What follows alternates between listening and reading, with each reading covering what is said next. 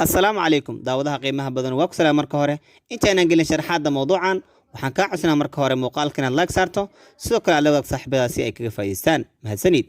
halkan waa beedkayga rasmiga ah baan ku soo gudbiya farqulxinta ee saxiixyada hadii aad u baahan tahay inaad barato saxiix ku fadhiyo sharci lagana koobiyen karin waxaad booqan kartaa xarunteena Muqdisho gaar ahaan isgoyska baar waxa degmada Halwadaag maalmaha Khamiis iyo Jimcaha iyo maalmaha caadiga sida Sabtiga Axad iyo Isniinta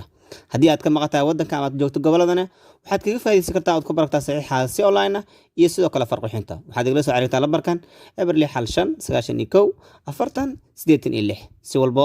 oo aad kaga faa'iideysan kartaa waa ku muhiim inaad yeelato saxiix adigoo aad leedahay kuna fadhiyo magacaaga aan la koobiyay karin